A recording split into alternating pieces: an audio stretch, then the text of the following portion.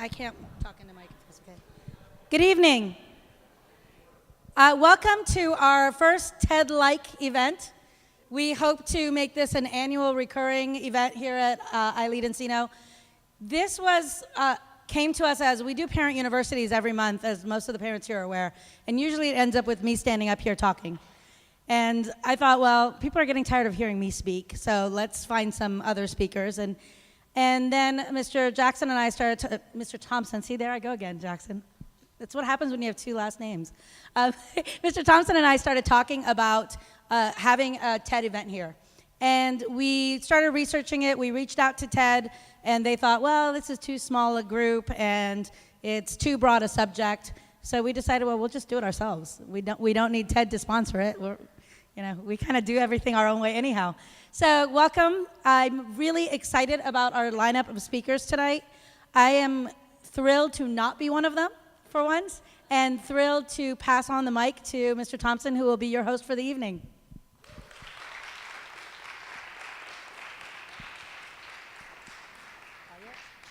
Thank you. Hi, everyone. Hi, YouTube. Thank you all for being here tonight. I am very honored to be part of a community that values children as people before instruments of fact collection or memorization. I am a 5th grade facilitator here at iLeads Encino, and I do care a whole lot about math and science, but they're not my primary motivation for showing up to work every single day here or somewhere else for that matter. And if they were, I would hope to work somewhere where I didn't have to write so many emails or have to listen to so many arguments about PE equipment. No, seriously, that's what's important. So, I choose to work at iLeads Encino because I believe that relationships are the foundation of meaningful learning. And I have the privilege of, I at least hope, that the impact I leave on my learners is with a meaningful relationship. And I have several of them with several people. I'll be right here, sorry. And you got it. They're all very creative, intelligent, compassionate individuals, and they also just happen to be 10 or 11 years old. We're here tonight to talk about whole child education. Whole child education can be defined in a variety of ways. Conventional education might consider this extracurricular activities, things like sports or arts to any capacity, social emotional learning. And this is within the mindset that you might have heard from Bloom's taxonomy or Maslow's hierarchy of needs. So this is not a new way of thinking, and these are crucial and very valid points. This kind of goes with the idea of thinking that a child cannot learn to simplify a fraction or where would the quotation marks in a sentence go before they're feeling safe at school and before they're feeling cared for. And I believe in this wholeheartedly, but I also want to provide an additional perspective. And this is a perspective you've probably heard at every TED Talk you've ever seen or watched before. And that's that the world is moving at a very rapid pace. And this can be said for technology, this can be said for our social norms, and this can be said for politics. I'm hoping that by September, all of your kids' fidget spinners will be stuck in the attic. But I don't know, right? And that's what makes education right now so exciting, because we don't know what's going to happen. On the day they graduate, we might, in traditional education, to have trained them for jobs that no longer exist. And as adults, we need to adjust our mindset to being less career-oriented. We might not get to look forward to Friday anymore. We might not have Monday to complain about anymore. Instead of letting our time control our essence, we can let our essence control our time.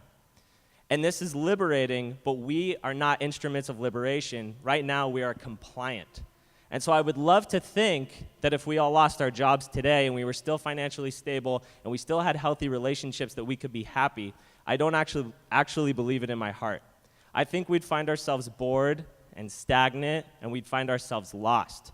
And this is why whole child education is so important right now. We don't know the world that will exist tomorrow. And this is why I bring you tonight that every piece of us makes us whole. Thank you so much for being here tonight. Our first speaker of the evening is going to be a professor that I had this year at California State University, Northridge. Her name is Janine Letford. She was the recipient for the 2012 Bravo Arts Educator Award. She was the Great American Teacher of the Year in 2010, and at Heart Vision Charter School, the Teacher of the Year in March of 2015. Please give her a warm welcome.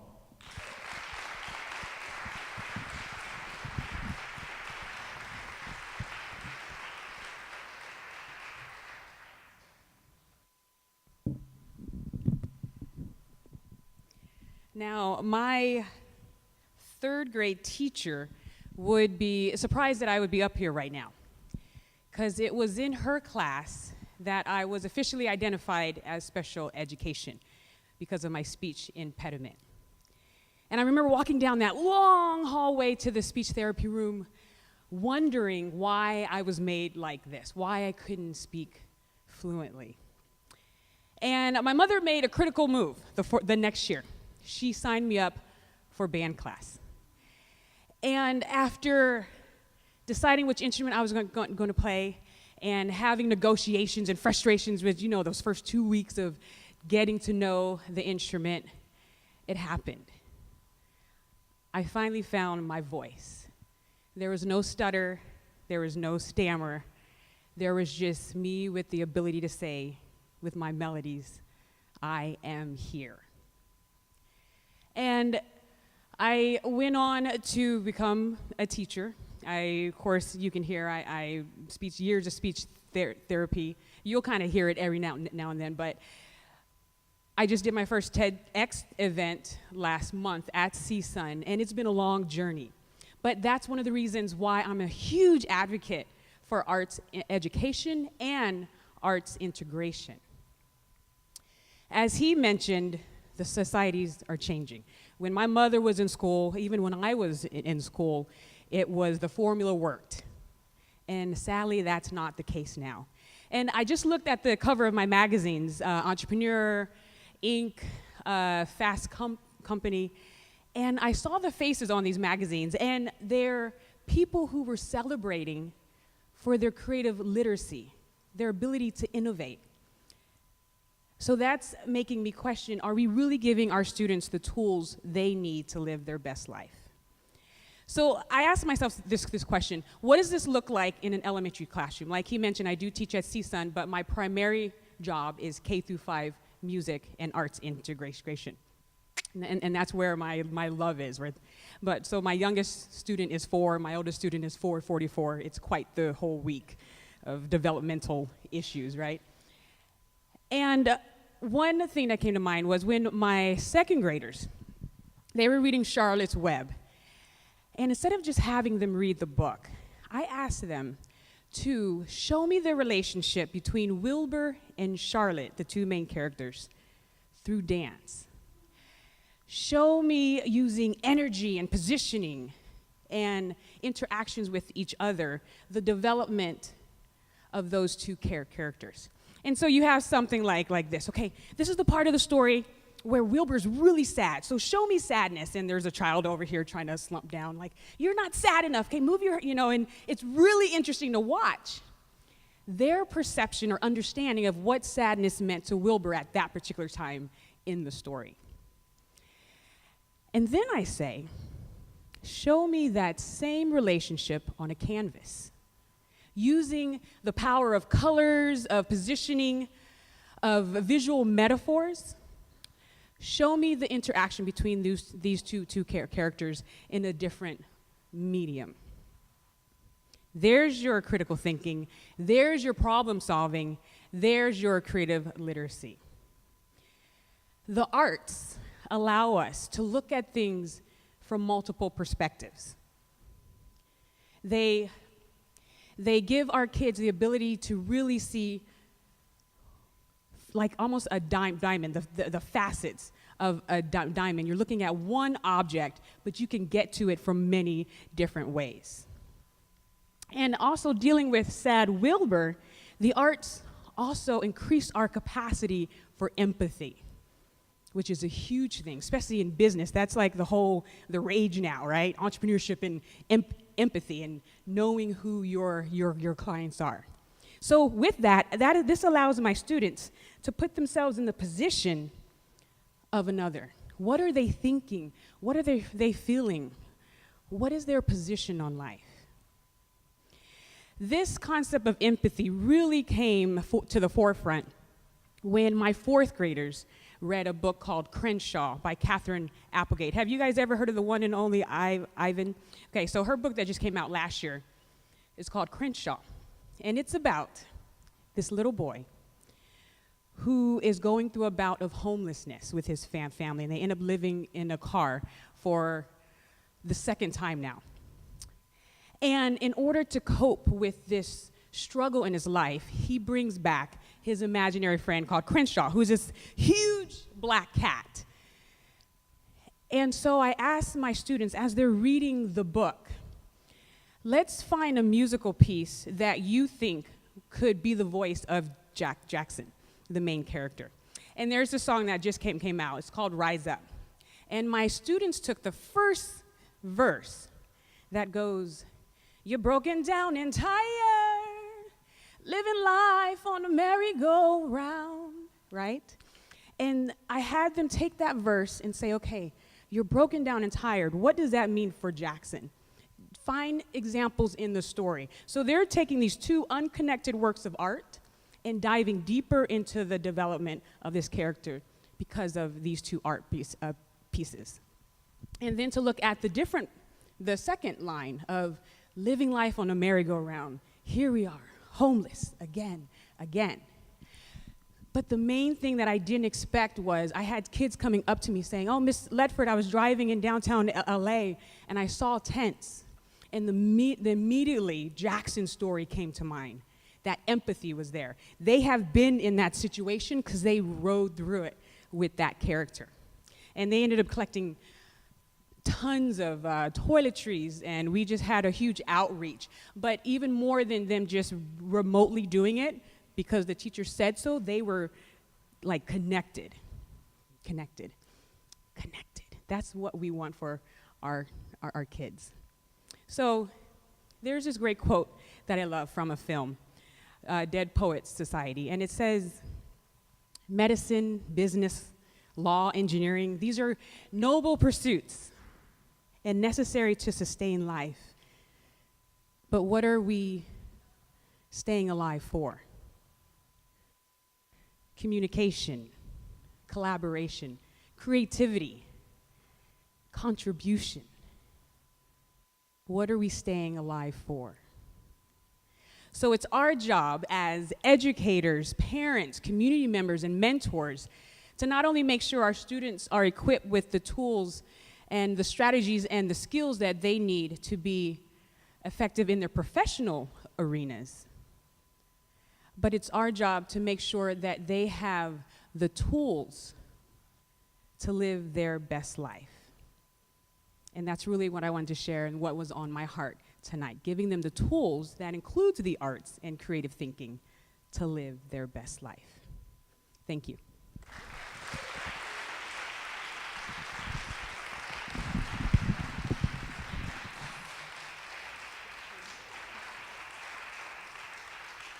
I was worried that story was about me, but thank you. Our next speaker is a marriage family therapist. They have co-authored 2 books, which include The Parent's Answer Book and When Nothing Makes Sense, and they are the designer of The Wheel of Emotions, which was used in the Conejo Valley School District. Please give a warm welcome to Mr. Greg Steckler. Thank you. I really appreciate the opportunity to talk to you about a subject I think that is near and dear to my heart, and it's been weaving its way through my life for probably 5 decades. And when Mr. Thompson said, "Every piece of us makes us whole," as the theme, I really wasn't prepared for that. But when I started to think about it, I said, well, where was I first introduced into this concept? So this concept first appeared to me in the spring of 1969. As a young college student, it was my habit to get up early before the sun rose and go for a run around this nature trail that bordered my college.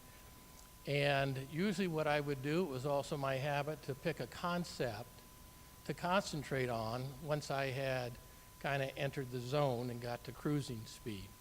Found it useful. So one day I had picked this concept of the oneness of all things in the universe.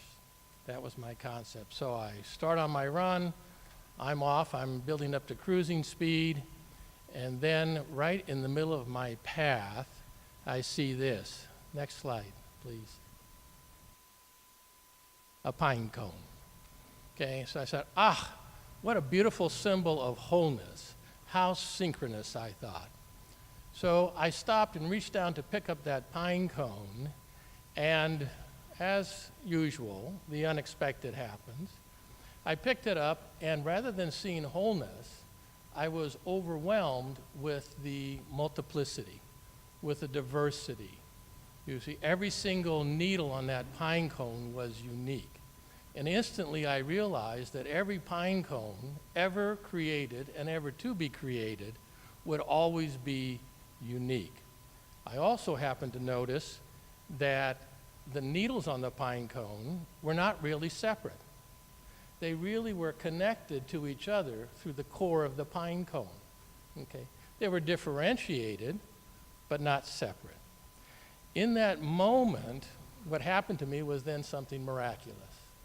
As soon as I realized that, all of the prejudice in me began to fade away. And along with that prejudice dissolving, also went this sense of disconnectedness or loneliness or alienation that had been part of my life.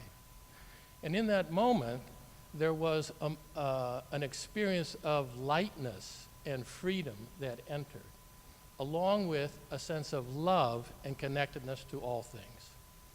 So in that moment was the very first time that I had an intimate experience with the paradox of the one and the many.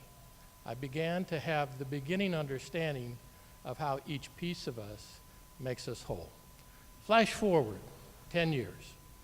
10 years later, I'm now a therapist, and I'm working with other therapists and psychologists, helping to develop a theory of psychology that postulates that we're not just a wholeness, but rather we are a grouping of many sub-personalities or mini-personalities, as we called them. It was sort of a derivative of Carl Jung's theory on archetypes. And we postulated that each one of these little sub-personalities had their own thinking, feeling, and behavioral component. And we gave them funny names like the inner critic or the inner child or the hero or the victim or the saboteur or the saint, the pleaser, the rebel, all of that kind of stuff. And the idea was that if we could identify these parts and begin to work with them, we could create a larger consciousness of wholeness of who a person was. So through that experience, I realized that each of us personally is a pine cone. Okay? And I realized also that saying, as within, so without, began to make sense with me. As without, so within, as within, so without. Flash forward 10 more years. Now, I'm working in the school district, in the Canal Valley Unified School District, and I've designed and I'm implementing a social and emotional skills program there. And over 5 years, I had the glorious opportunity to work with thousands of children and their families. And I had the opportunity to visit hundreds of classrooms. And I discovered, which every teacher knows almost immediately, that every classroom has its own personality. Okay, and when you go from classroom to classroom to classroom, it's like meeting a new person and a new person and a new person and a new person, okay? And I realized that all of these personalities, these classrooms, also had many sub-personalities. And I realized that if I worked with some of the parts, some of the little sub-personalities, it began to change the entire personality of the classroom. Now, one of the classrooms I really fell in love with. Nazi, can we show another picture here? Yes. The teacher in this classroom was absolutely marvelous. She had a magnificent way. You can see all the minorities here in this classroom. We have a lot of kids with different skin colors, and we have different sizes, big and small. We have kids from different religious and cultural backgrounds there. We have kids who are, we have future Republicans and Democrats and all kinds of other new political figures. And you can see that we have highly gifted kids there and some special needs kids there. And there are obviously a lot of boys and girls, and some of the boys want to be girls and some of the girls want to be boys, so they're all making it work. But this teacher had a unique ability to take these minorities, and you know Mother Nature is always shifting over time. What is a minority and what is a majority? It just takes a few hundred years, and then so we can't get too attached to anything here. But she had a wonderful ability to take all of these disparate parts and put them into a beautiful sense of wholeness. Well, I was so impressed with this teacher that I asked to take a picture of her. Next slide, please. So I did. There she is. You see, now I don't know if she was doing a lesson plan on Native American Indians that week, or she's obviously very spiritual, or you know, maybe a little flighty. But clearly a very creative teacher. Well, she liked me as well, and she had a little scrapbook of the visitors to her classroom, so she took a picture. She asked me to give a picture, so I took a selfie. Next slide, please. Well, actually, I don't think that's me. I think that's either one of the directors or principals of one of the schools that I worked with, or it may even be the director of this school. Kind of looks like her, I think, because I think she gets up early and goes to bed late, and obviously she sees everything, and she's a very wise person. And after talking to some of the staff here, I asked how was she to work with, and of course one of them said, well, she's a hoot. All right, you knew that was coming, right? Yeah. My wife begged me not to say that, so, okay. So let's flash forward then. I guess maybe I have an impulse problem. But speaking of problems, next slide. One day, this pine cone walked into my office. And I looked at this pine cone and I said, uh-oh, I think we have a problem. How am I going to fix this one? You see, so I ran through my list of professional names I can call you. So I said, what do we got here? ADD, OCD, ODD, BPD, maybe PTSD, or maybe it was an MFT or a PhD or an MD or a JD, or if it's an old pine cone, maybe it's ED. Okay. So we have over 300 names we can call you, and none of them are nice. Okay? We don't have any terms for the warmth of your smile. We don't have any terms for the comfort of your embrace. We don't have any terms for your creative, artistic, or athletic abilities. We don't have any terms for the kindness in your heart or your sense of humor. So in our social sciences, we certainly have come out of the dark ages, but I'm not so sure that we've progressed much further than the semi-dark ages, you see. So we're working on it at some point. So as I'm looking at my client, trying to figure out what to do, I remember the story, you may know this, of a Western holy man who wants to compare his spiritual experiences to others in the East. So he arranges a trip to a Zen monastery in Japan, and they're very gracious and happy to see him, and they get him settled in, and then they assemble the monks and they have a cup of tea. And when they serve him this tea, it's served in this ornately beautiful hand-carved wooden bowl that's trimmed out with precious metal and inlaid with semi-precious stones. And the holy man is looking at it and says, wow, this is beautiful.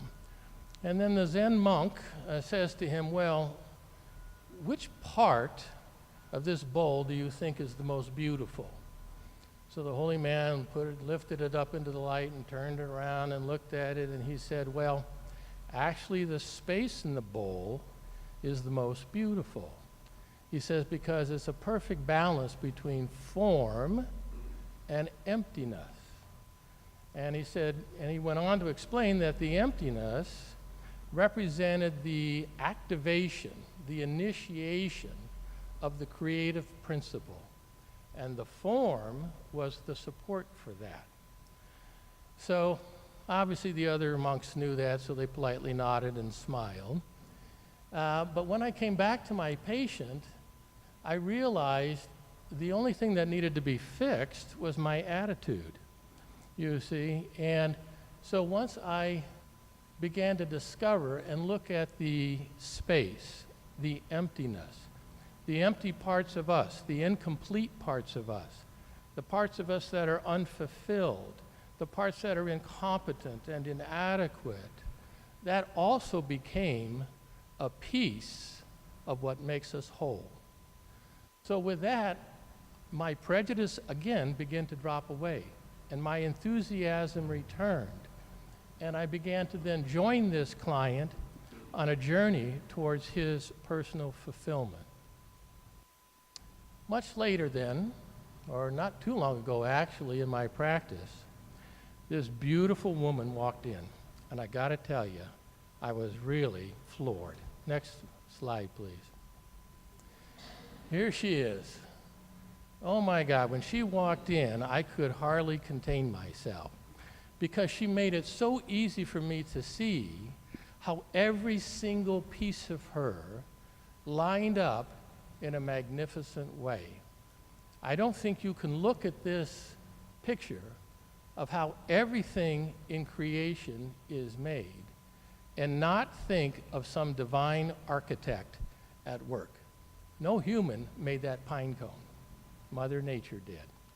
So I'm looking at that pine cone, and where I was dumbstruck by that first pine cone I saw, now I was awestruck by this one. And I was in love.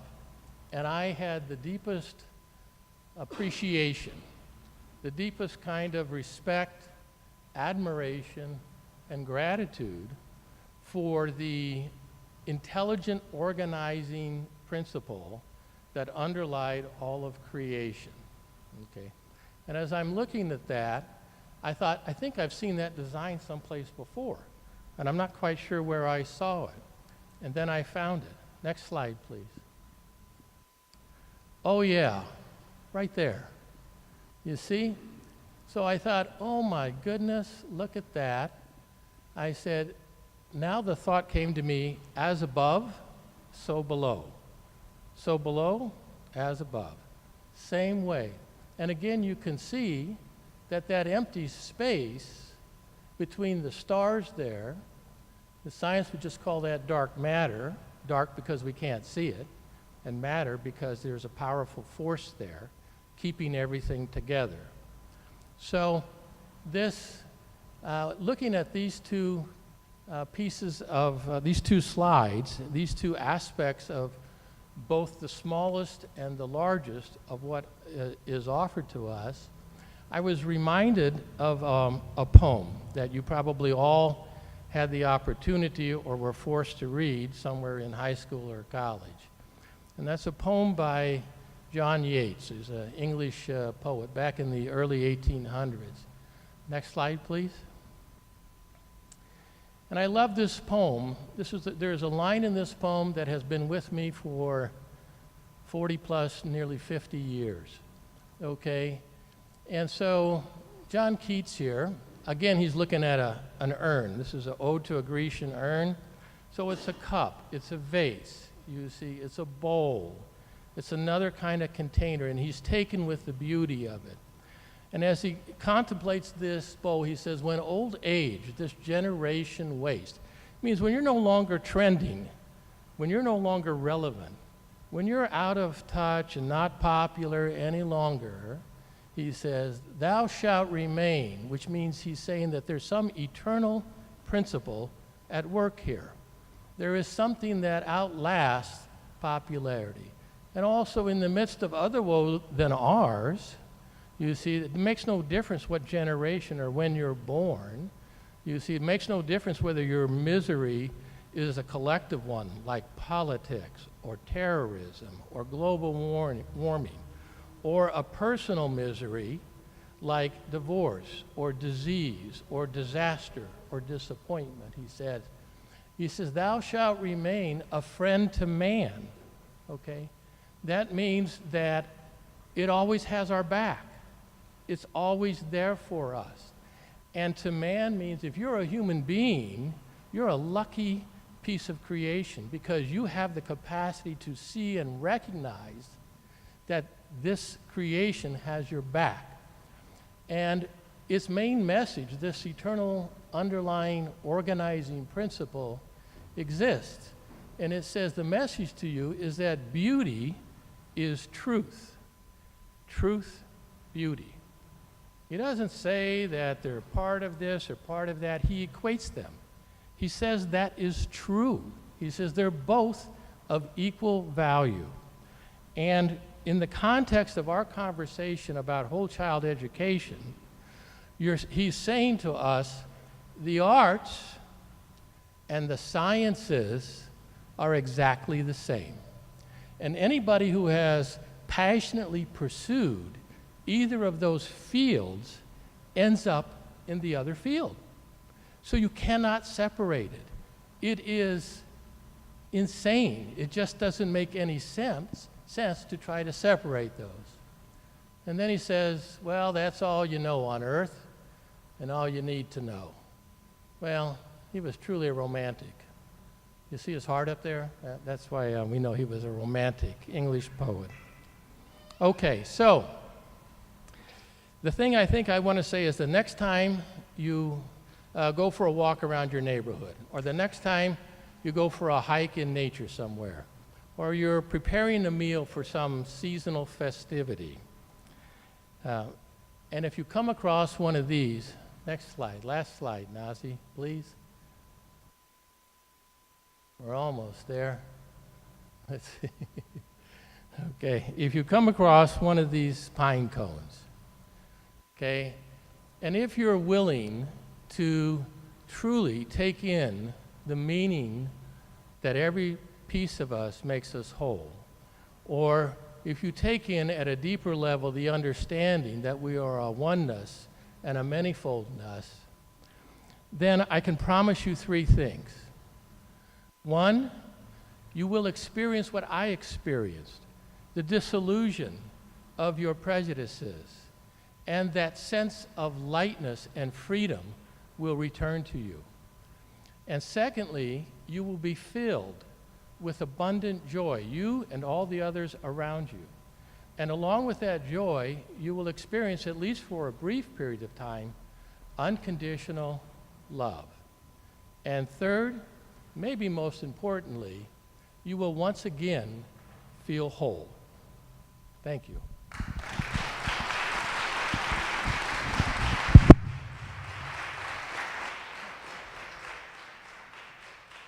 Thank you, Greg. I will never look at a pine cone the same way again.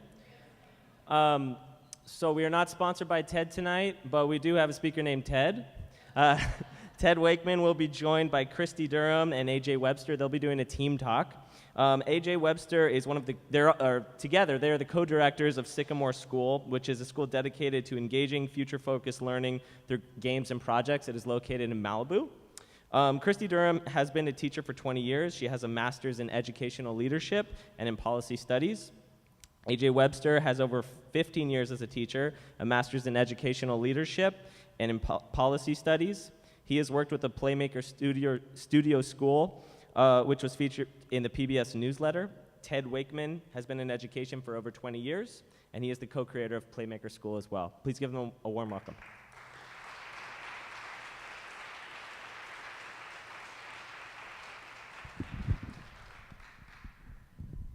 Hi, good evening. So I'm Christy Durham. This is Ted with 2 Ds, Wakeman, and AJ Webster. And we are going to break one of, I think, the cardinal rules of a TED Talk. And we're not going to be just one speaker, but we're going to be 3 speakers. So if that gives you any sense of how we're running our school, we do break all of the rules. It's kind of a prerequisite of what we're all about. And we were excited about this topic. We talk a lot about something that we like to call whole humans. Yes, whole children, but they're humans. And next slide.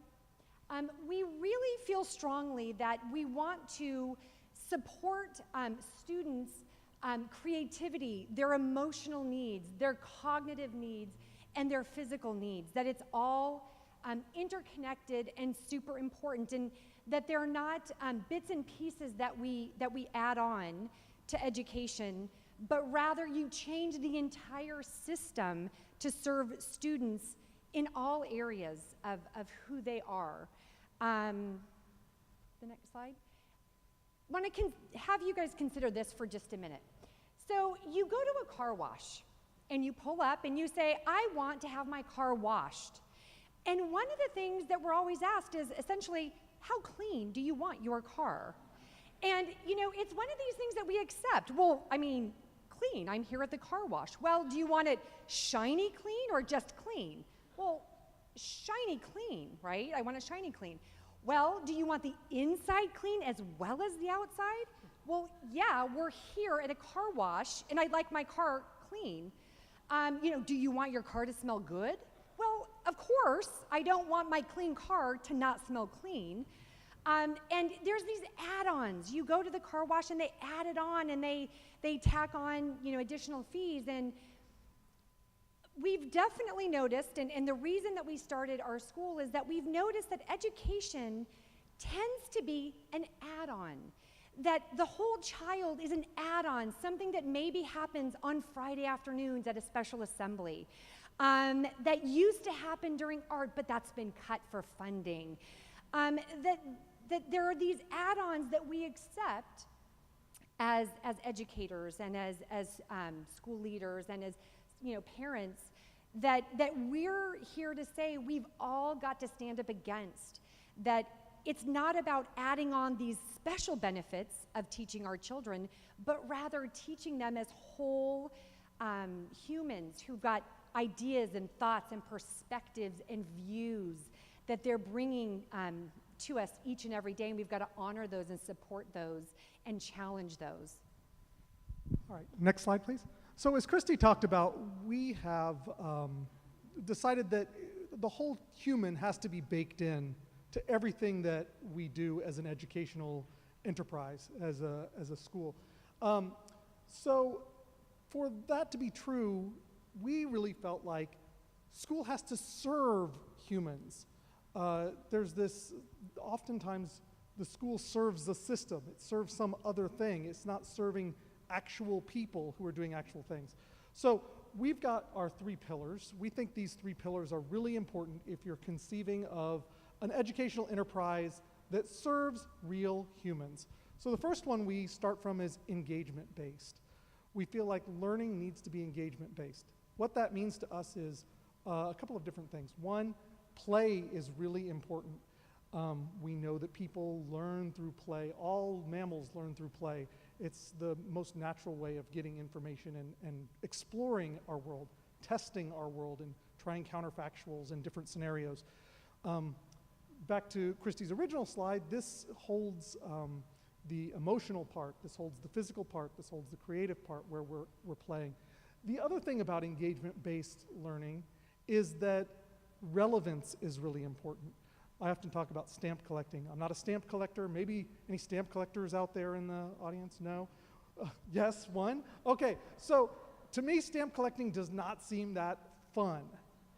But for someone who's into it, who's engaged by it, the fun is there. So we don't often talk about starting from fun, but we talk about starting from relevance or importance, that people care about actually figuring things out and solving problems. So for us, this idea that the people in our charge, these little humans who, as Christy said, have perspectives and wants and desires, they have to actually be engaged in what they're doing. If we want them to do any real thinking, we can't have them sit there and hope that this washes over them and that they're an empty vessel we can fill up.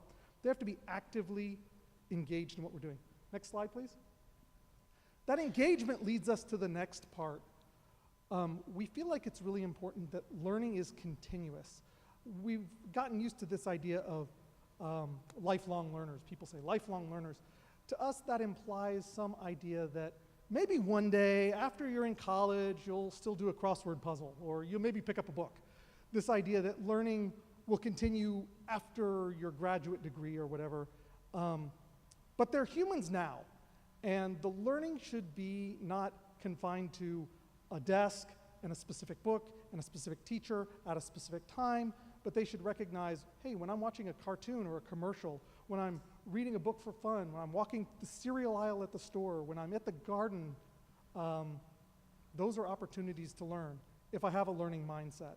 So engagement leads us to this idea of continuous, because if you're someone who can find that engagement and become engaged, then you will take the opportunities to learn all the time. And again, the point here for us is that we want humans to actually use all this learning that we're doing.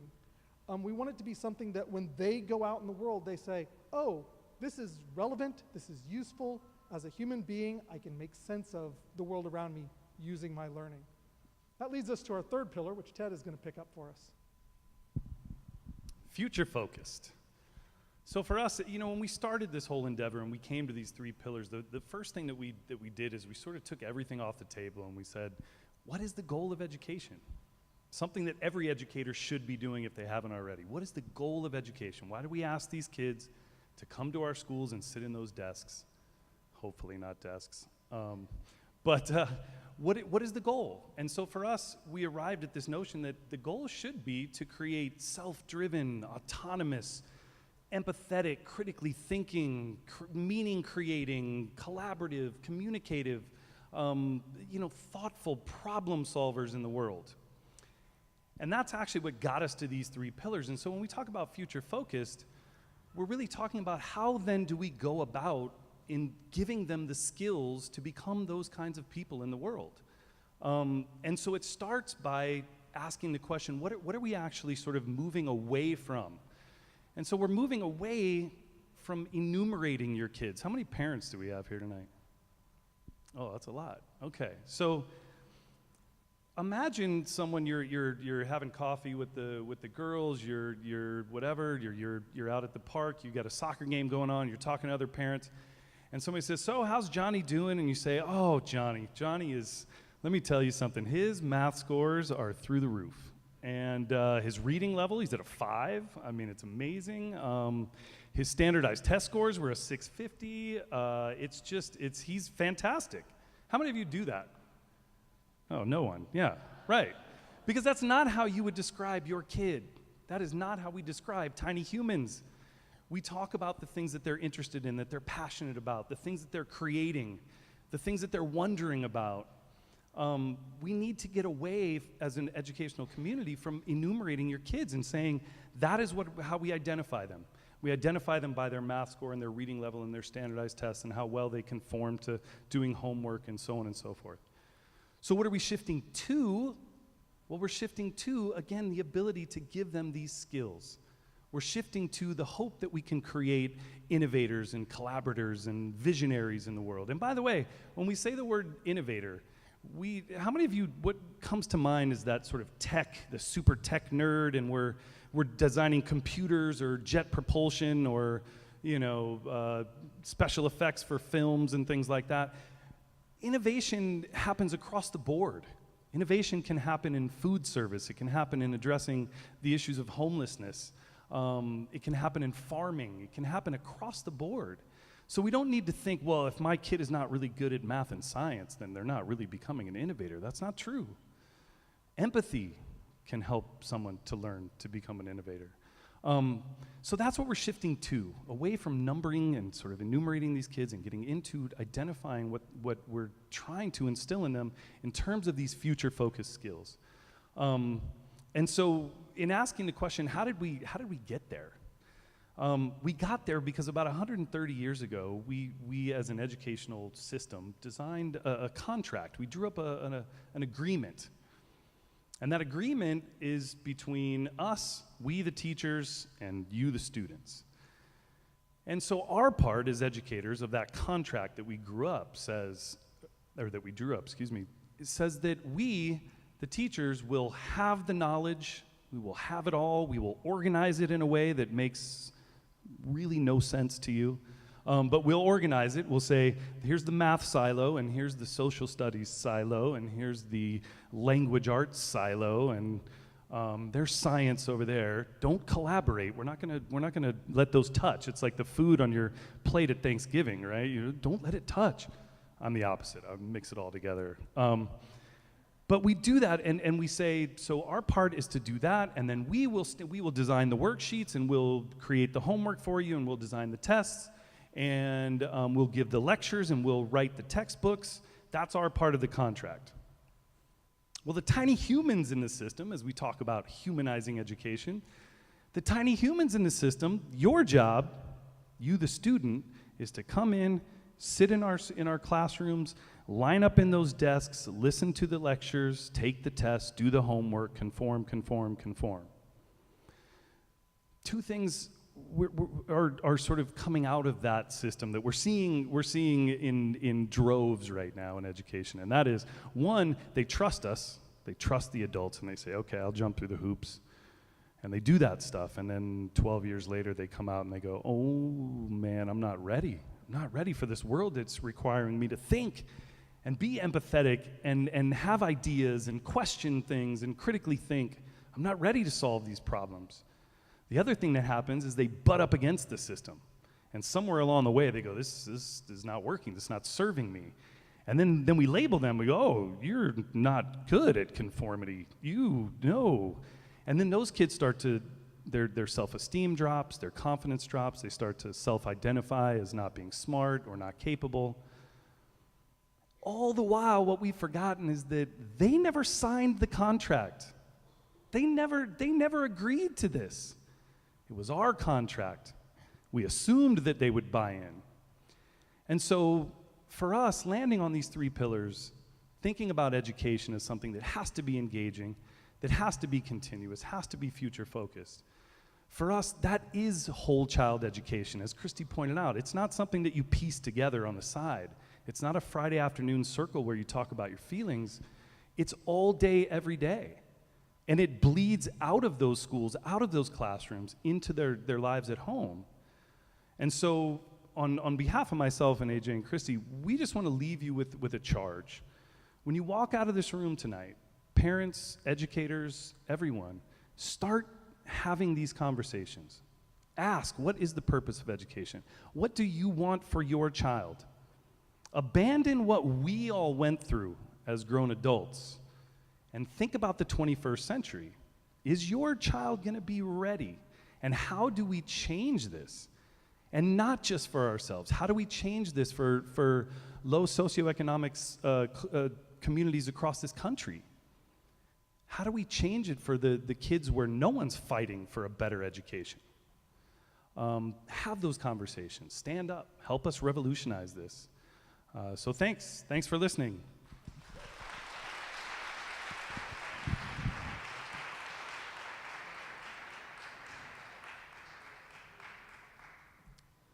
Our next speaker has been in education for 20 years. She has a master's in English and educational psychology, and she is the director for Beacon School of Boys. Please welcome Una Hansen.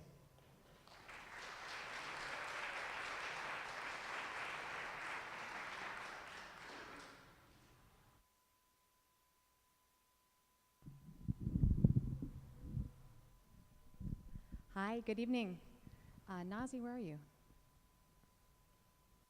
Oh, you're back, okay. Good evening, my name is Una Hansen.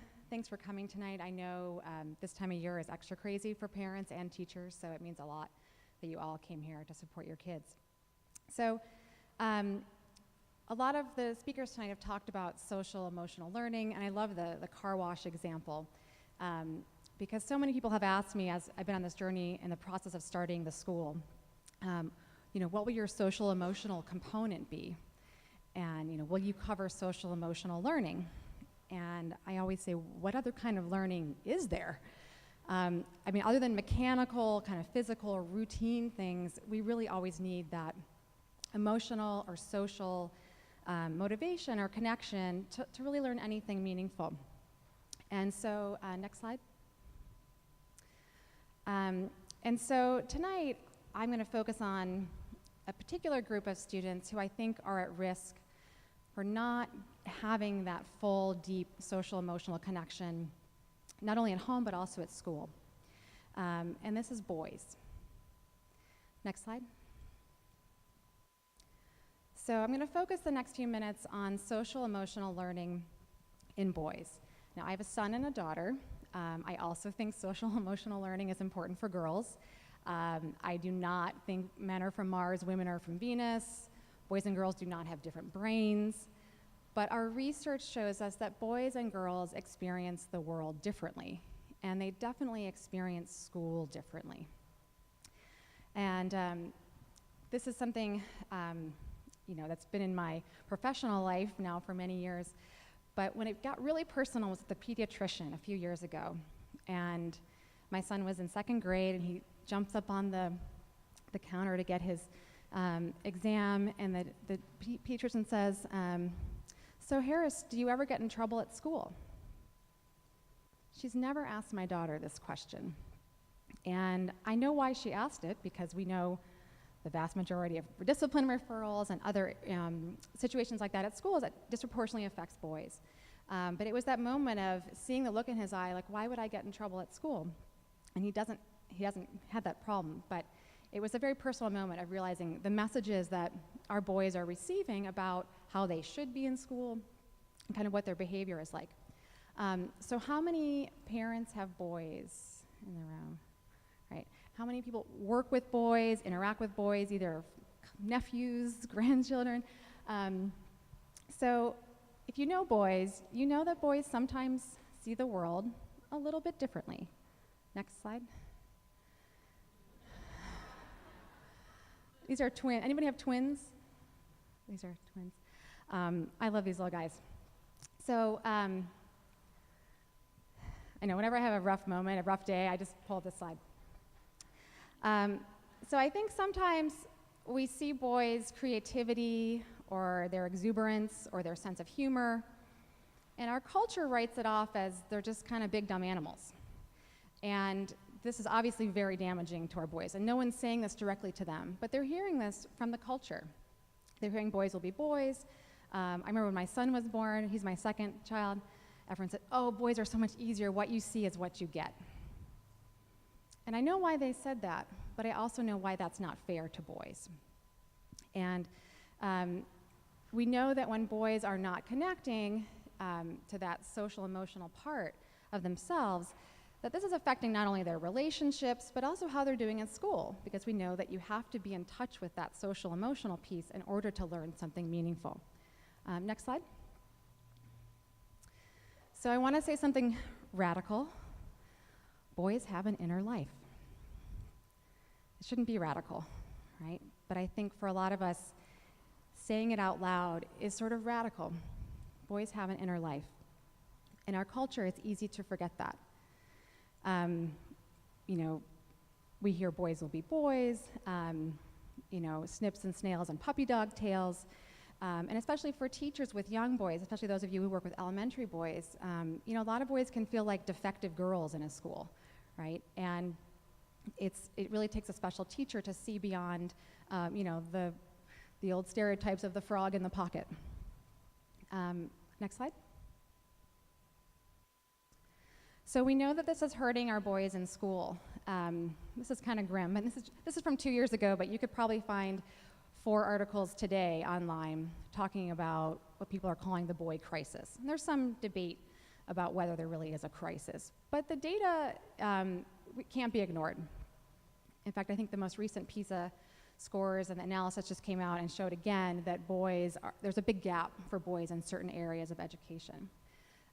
So there's definitely something going on, and I think it's important that teachers and parents are aware that this could be a problem for your own son or for the boys in your class. Next slide. So there's an incredible documentary. Has anyone seen this, The Mask You Live In? Yay. An incredible documentary that helps give you a little window into what it's like to be a boy growing up in America today. I've never been a boy in America. I have one at home. but this film will really kind of take you there, and it's tough to watch. No, I'm not going to show the whole thing. I'm only going to see about a minute of the trailer, but I highly recommend that you seek out this film if you have boys in your life. It's available on wherever you stream your media, it's there. It's definitely made for adults, so before sharing it with, if you have maybe an older teenage boy or girl, view it first before you know your kid and whether they can handle it. So we're going to see just about the first 52 seconds of this trailer, and we don't have any.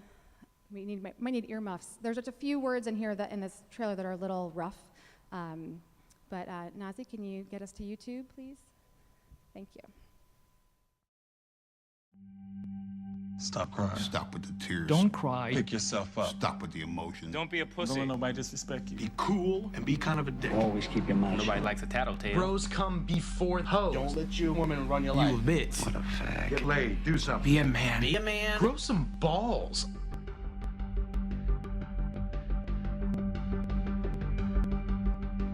The three most destructive words that every man receives when he's a boy is when he's told to be a man.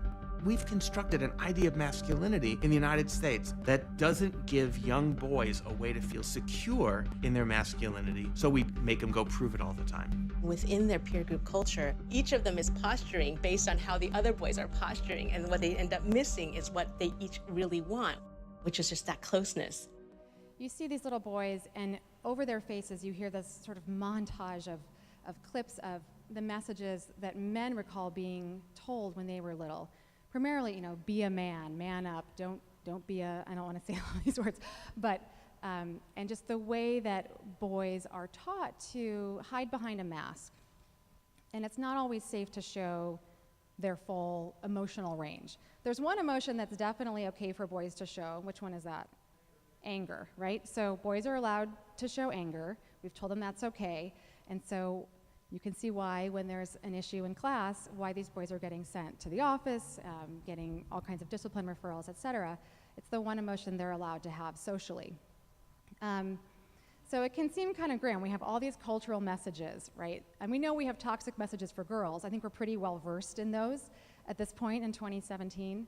But I think seeing this film, even if you go home and just Google the trailer for The Mask You Live In, you'll get a taste of the kinds of toxic messages that boys are getting. And so it's up to us as parents and educators to try to create a safe space to protect the boys' authentic emotional lives, what's really in there, so that they can be full human beings and also do better in school and get on that path to those jobs that don't exist yet. So I'm going to give you some summer reading. Raising Cain. Has anyone read this? Oh, great. If you read one book about boys, this is the one.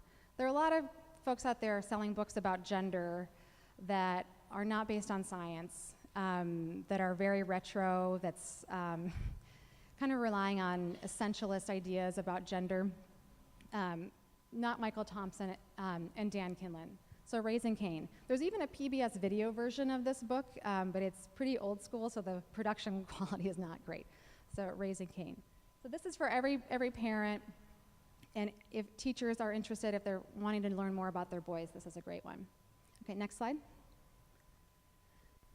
Looks like it got cut off a little bit, but what it says at the top is boys as relational learners.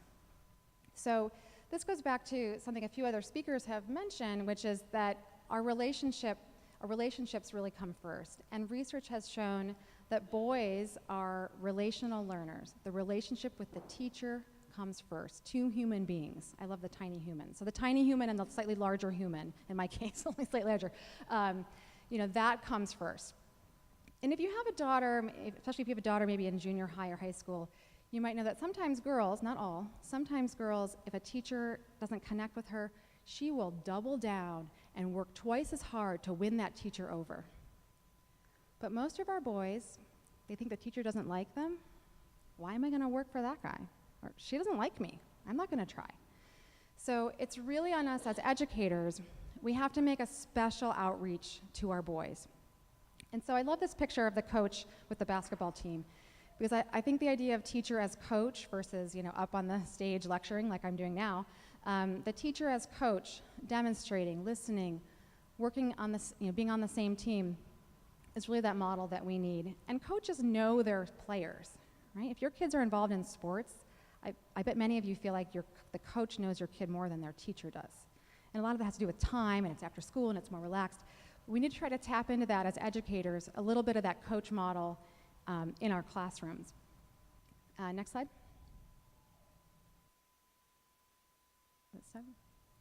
So I've got homework, summer reading for the teachers too. There's a great book, actually quite a few books about relational learning. And this is the shortest one.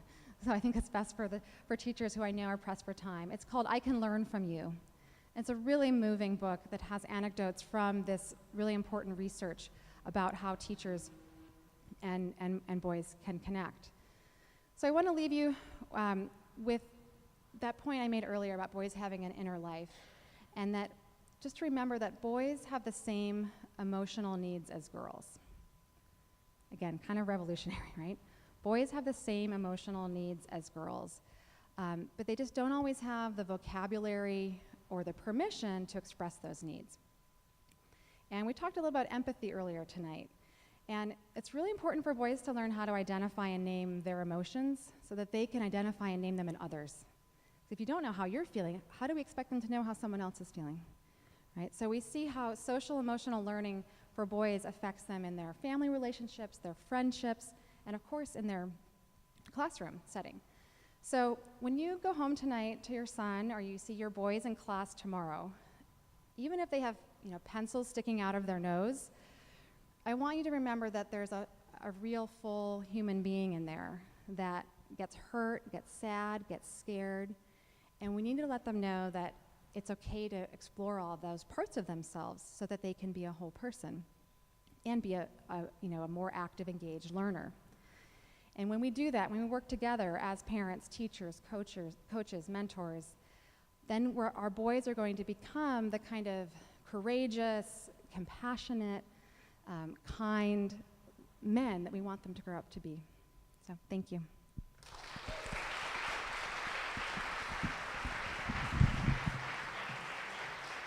Our next speaker this evening is the director of iLead Pacoima. He was personally chosen by Adrian Gonzalez of the Dodgers as the community hero. He was chosen by the Bill and Melinda Gates Foundation to be a keynote ECET speaker. Please welcome Dave Trejo.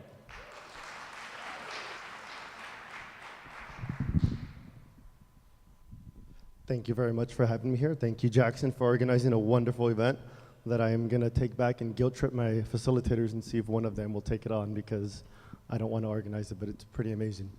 Thank you, Nazi, for hosting us.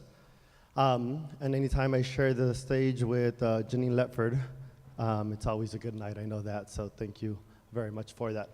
I want to talk to you guys about something really important, air conditioning. So, when I was a kid, air conditioning, that was my holy grail. My mom would cram 5 kids into this beat-up, faded white station wagon, and who knew that white could even fade that much? She'd drop us off, and instead of I love you or have a good day, it was a kiss and air conditioning. And so we knew where she was going. She was going off to, I guess, what in modern day we would probably classify as a sweatshop. And she would sew all day, day in, day out, day in, day out, just sweating profusely, desperate to ensure that her kids would one day work in an air-conditioned office. This was her measure of success. Her dreams were pretty modest. She was too humble for audacious ambition. She didn't say, I want them to manage the office or be CEOs, simply air conditioning. So I grew up naturally shy, quiet, and compliant. But, so I grew up shy, quiet, and compliant, but I observed everything. I rarely ever said anything, but just watched. I was the youngest of 5, and by first grade, I'd figured something out. Parent-teacher conference night was a big deal. Depending on what the teacher said, it could lead to gifts, immense praise, even money. In my house, sometimes it led to violence. So, my father was this like volcano of a man. He was also very charming, and so my teachers never knew that their words would dictate whether or not he erupted or would remain dormant. So like I said, I was shy, quiet, and compliant. But man, did I get distracted. I watched the kids that behaved bad. They fascinated me. They didn't turn in quality schoolwork, and I just watched them, and I was like, who are you? Don't you know that your dad's gonna find out everything at parent-teacher conference night? I studied them, I tried to get in their head, I didn't understand them. And when I wasn't watching them, I was watching the kids that got good grades. I didn't want them to get better grades than me. I didn't want them to finish faster than me. I had so many academic rivals that had no idea they were my rivals, but make no mistake, they were my rivals. So, as we move forward with parent-teacher conference night,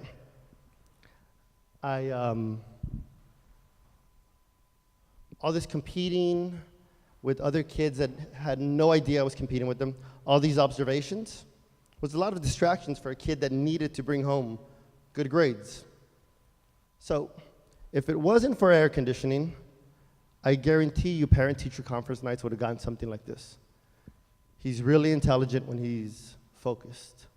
Oh, he does a lot when he's not distracted. And my father would have only heard one part of that. Air conditioning became my own internal redirective mantra. Air conditioning, air conditioning, air conditioning.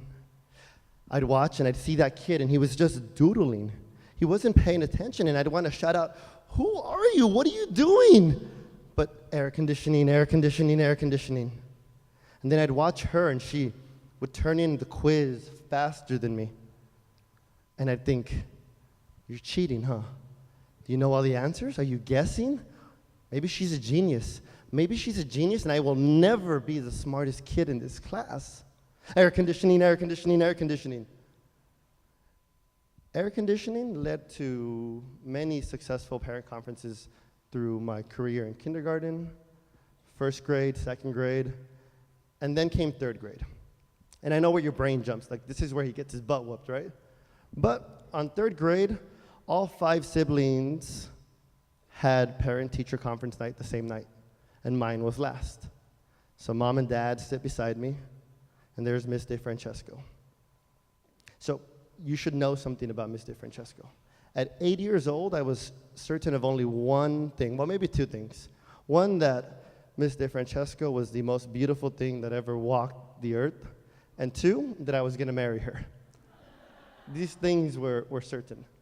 And so Miss DeFrancesco goes over my report card, and she tells my parents that in her short career, never had she been so impressed that she had already spoken with the principal to consider skipping me a grade. That would have put me in the same grade as my brother and terrified me because he was awesome at home. At school, he was my biggest bully. Did not want to be in his grade. But Miss DeFrancesco tells my parents, so I give Dave writing assignments before I give them to everyone else. So that when he turns them in, then I can assign it to everyone else and his hangs on the wall as the exemplar. So my father was filled with pride. All the other siblings were happy, not because they were proud of me, but because they got get-out-of-jail-free cards. Didn't matter what was said in their conference anymore because my father was so filled with pride. So he takes us all home in the windowless, seatless van with no air conditioning, and we go through the KFC drive-thru. Orders a bucket of chicken, and I get to pick the sides. At home, my family ate together, laughed together, was just genuinely happy together. And so as I observe this rare phenomenon, it dawns on me. I made this happen. I had done so well academically that not only was I spared violence, but my whole family was happy. From that moment on, air conditioning was so deeply ingrained that I rarely ever had to utter the phrase externally or internally. It was just there. Long after my father left and my mom struggled to raise 5 of us by herself, it got me through middle school, high school, it got me through USC, and eventually I became a PE teacher. So much for air conditioning. As my career evolved and I got better at being a teacher and I figured out that relationships were the key, my relationships with my students, or my babies as I still refer to them, because it doesn't matter whether they're this big or this big, they're my babies and they know it. As my relationship with them got deeper and stronger, I became obsessed with helping them find their why. I needed them to tap into their own version of air conditioning. I wanted grit to be second nature, and I wanted nothing to stop them from ensuring that their achievements were worthy of the sacrifices made on their behalf. Through my work, I was fortunate enough to get invited, like Jackson said, to the Bill and Melinda Gates Foundation. And that's a whole story in and of itself, but that's for another day. I got to hang out with Melinda for a bit. Talk goes on YouTube, and job offers start coming in. It's crazy. School dean, school principal, consultant. I got offered to open my own school. And I never imagined that I would leave my babies before they graduated, but here I was, and there's all these life-altering opportunities, and I'm stressed the heck out. And so I started thinking, how would I advise them if they came to me with the same situation? And I realized that I was gonna have to capitalize on the opportunity of a lifetime in the lifetime of the opportunity. So it's been more than 3 years now since I told my babies that I was leaving them and I wasn't gonna finish the school year with them. Because the school that I was gonna open was less than 5 miles away from that current school, and out of gratitude for the organization I was working with, I didn't tell them what I was gonna do or where I was gonna be. I just said, you'll figure it out, and when you figure it out, it'll make sense. So on my last day there, I got over 200 letters and gifts that I still keep in this big, like, orange Home Depot bucket at home, so that when my bucket is pretty depleted, like my internal bucket, I go into that and I recharge myself. They have no idea how powerful they are still to me. But what I remember most about that day is what one of my babies asked me. He said, Mr. Trejo, I know you're not going to tell us where you're going, but can I ask you 2 questions? Sure. Where you are going, will you have an office?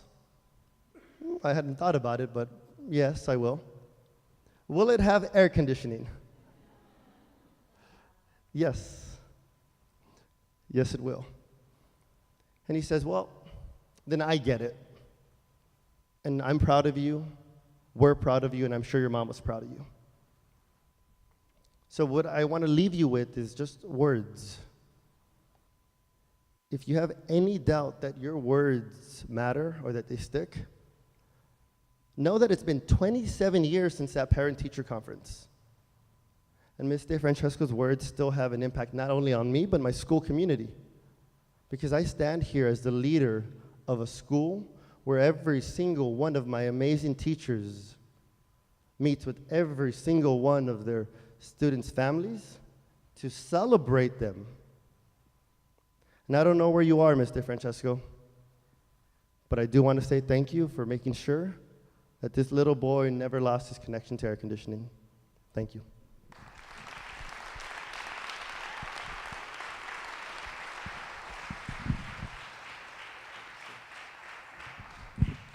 Thank you, Dave. We have one more speaker left tonight. He's somebody who I've known personally for several years. And so I want to tell a story about him before I invite him to the stage. Oh, yeah, I just saw him go like this. He's uncomfortable already. So my hair used to be much longer. Used to be down to my shoulders. And my dad hated it. And actually, I got a mullet one time, and I wore a hood, and it was awful. But I played really loud music in the garage, and if you heard it, you probably wouldn't consider it music. Literally screaming, guitars distorted, as loud as they can go, profane lyrics, it's not stuff you'd want your kids to be invited to. And I was part of a church congregation where we were looking for ways to fundraise for a trip we were going to go on over the summer to help repair Indian reservations. And so I said, well, my band wants to play shows. Could we throw a show at the church? And they said, yeah, of course. And it's kind of unbeknownst to me at this time of how much was known to Pastor Stephen of what kind of music we played or what would be going on, but he was so inviting and so open about it. And we went about it like we would any other show. And so lots of flyers were made. It was like the talk of our high school. And, eventually word gets out, and we're young, and we're adolescents, and we're reckless. And some flyers come out with some very profane language on it. And so I'm setting up this event with my friend Chaz. And I'm sitting in English class one day, and I get a text from Chaz. And he's like, dude, we're busted. Pastor Steve just texted me. He wants to meet us at Starbucks tonight. This is the most terrifying thing I've ever heard. I'm like, dude, I've only talked to Pastor Steve 3 times. Why does he want to meet at Starbucks? He says it's about the flyer. So I'm not going to repeat what was on this flyer because it was extremely inappropriate. But I think I told my parents, yeah, I wanted to go learn more about the Bible, so we're going to Starbucks tonight. So my dad's here, by the way. And so, they drop us off at Starbucks, and I meet up with Pastor Steve, and he's sitting there with this flyer. And he's just got, the most inviting look on his face. It's, so ironic. And he just kind of looks at us, and he looks down at the flyer, and he's like, so what do you guys got to say about this? And we just look at each other well, we didn't make it. and instead of yelling at us, and instead of telling us about how wrong it was and how we were representing his community so poorly, he told us that he understood why something like this would happen, but that didn't make it acceptable. And he didn't call off the show. He listened to the music, and he said, okay, boys, I didn't really know it was going to be like this, but I'm okay with this, but we still need to represent ourselves in a way that is respectable to us and our community. And that's something that always left a lasting impact on me, that I always try to take home to my learners, is that instead of, trying to correct them and telling them that they're wrong and telling that they're parents of things they need to change, finding those parts of them that might be inconvenient, but we can still grow to make them a better person. So I want to thank Pastor Steve for that experience, which has helped me become a better educator, and please give him a warm welcome.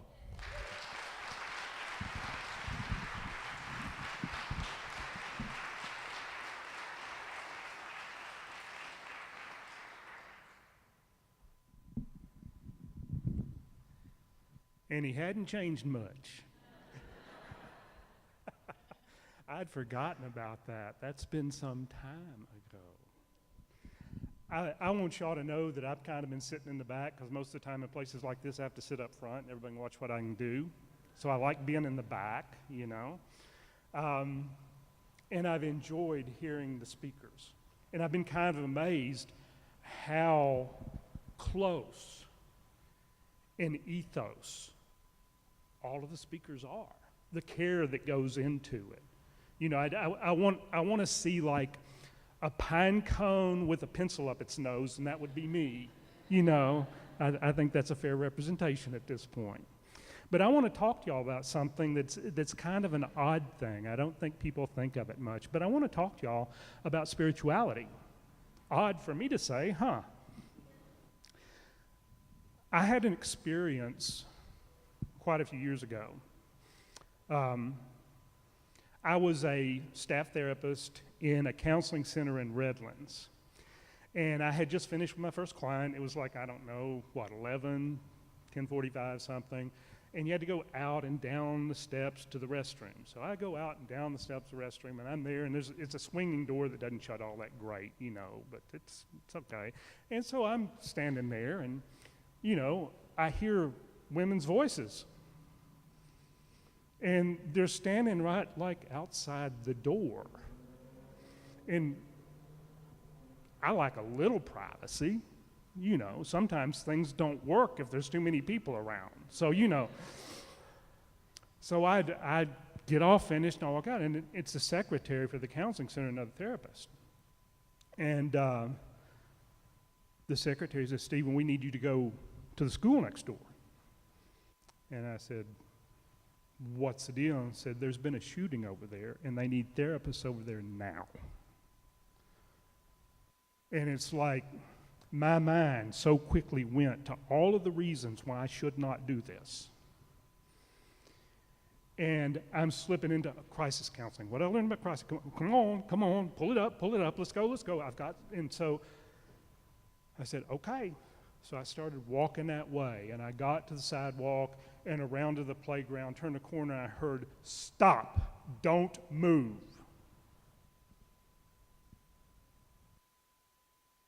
And here is a policeman with his hand on his gun, pointing at me. And I'm thinking, the day's not getting any better right now. And so he got on his walkie-talkie, and they got a hold of the administrator and said, "Yeah, we've asked him to come over here." And so the next thing I know, I'm in a room of third graders. And they're up against the wall because there's windows, and they don't know how many people are involved or what's going on. And I'm looking down at all of these faces. And you talk about inadequate. It doesn't even come close. It's, what am I doing here? And so I just go sit down and I say, "What's going on?" And they start telling me the story. And we start doing the story over again. So, but we're okay, right? Your teachers are here. We've got people around us. We're okay, right? We're good. Yeah.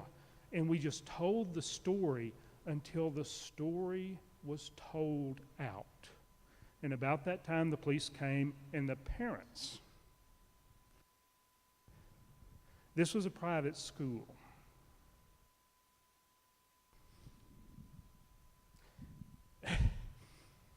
I'm 61. I can't tell this without crying because it was so powerful to me. The parents, there are how many news trucks around the perimeter of the school? The parents formed a human chain so that they protected their kids. No reporters, no nothing. And we were allowed to go in and to do our job.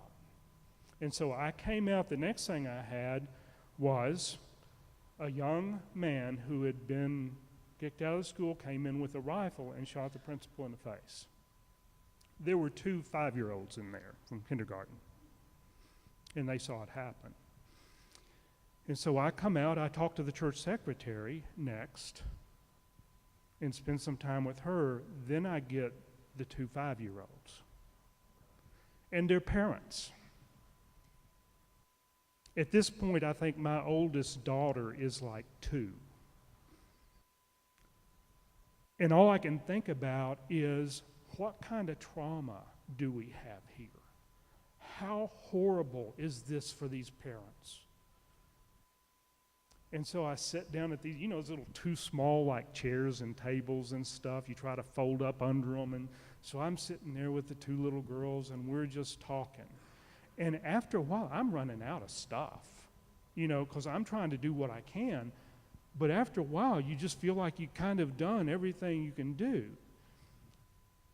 And the one little girl kind of looked at me and said, "Can we go?" And I said, "Are y'all doing okay?" "Yeah." And I looked at the parents, and the parents were watching to see because they're scared to death. And the other girl looked and said, I think we may go to McDonald's. Do you want to go to McDonald's with us? Yeah. End of story. End of story. What was it about that? What is it about that that normalized trauma and stopped it in its tracks? Now, I'm not saying that there weren't nightmares about it. I'm not saying we were on the campus for like 4 or 5 more days, by the way, talking with a lot of people. But what stopped everything there? And I can say straight up front, it was the power of those 2 girls' spirits that taught me and took care of me.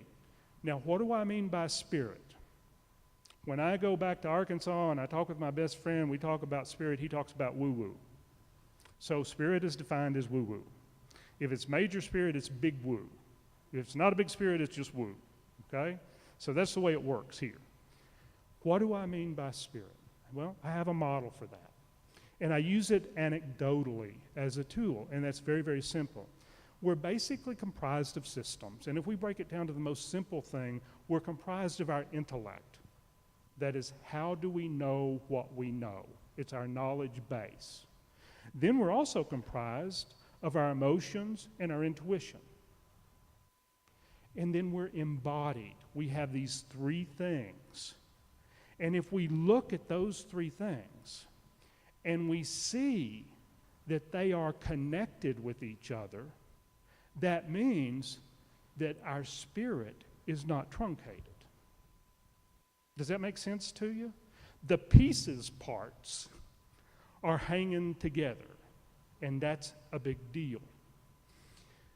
Other thing about this is you can look at people that you know probably. You may even look at yourself. I mean, I've used this model for myself, and it's been uncomfortable at times.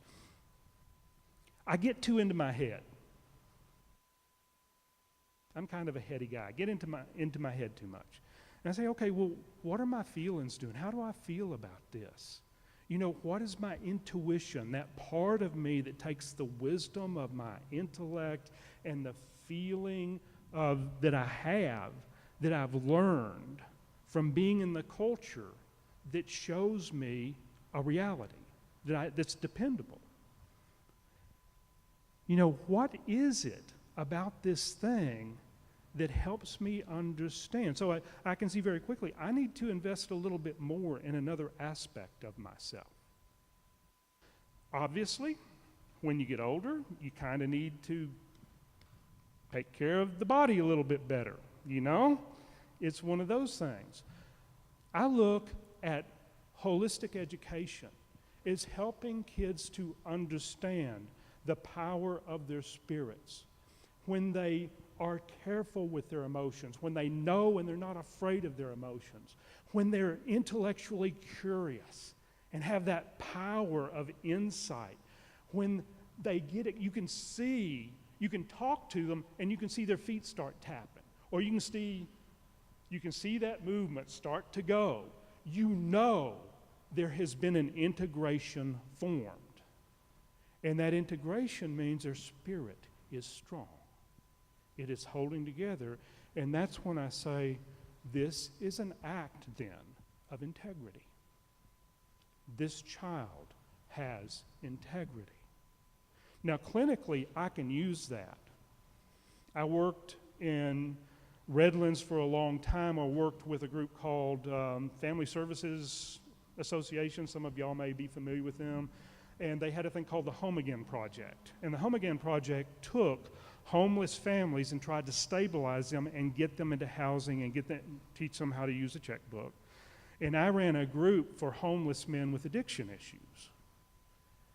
And all of those men were intensely proud of their children. And they were all disappointed with the way that they were treating them. And we could take some time and trace, okay, what are you thinking? What are you feeling? You know, are you getting out? Are you feeling yourself move? Are you doing all these things? Can you locate in you where the issues are? And then we found there's a little dynamic going to it, and it's a very simple dynamic. Because all of this, honestly, is about intimacy. Intimacy is the center of spirituality. Don't you love to see kids who have gained some intimacy with the things that feed their passions? And all of a sudden they're loving to tell everybody all of the pieces, parts of this thing they have in front of them. It's just killer good. I mean, there's no other way to describe it. It's just wonderful. But what you have is the aspects of a relationship. And what I found is this. If you have respect, if you have honesty, then you can form a type of safety. That's what happened to those two little girls. And when you do that, you can actually start the initial movement out of safety to create trust. And as you do that, you can deepen it. And because you're acting on that, you actually are willing then to become vulnerable with who you are. The vulnerability of men and boys, you know. Then all of a sudden, you find yourself having relationships of depth. And I don't think human existence gets any better than that myself. So what I would like to leave you with is just this. Just take a moment. Think about where you are intellectually. Think about what you're doing with your body, how you're using it to feel what is, and interface with the environment around you. Consider your emotions. And then the hardest part for me is, have I done something that didn't respect me? Yet again. How honest am I about my willingness to call myself on that? How safe am I when I neither respect nor am honest with myself? What it does is it gives me a tool for restoration. It gives me a tool to bring my spirit back into balance and reintegrate and to regain my integrity. All of these things fit together in real live humans. Our children, for some reason, tend to teach us that. There is not a bigger butt whooping on the face of the earth than to be a parent. It is the most miserable, wonderful butt whooping in the world, you know? And I have to say, you don't become a parent. You're taught how to be a parent if you pay attention. And your children will teach you how to become human as you are allowing them to grow. So that's my 5 or 6 insights for y'all. Thank you for asking me here.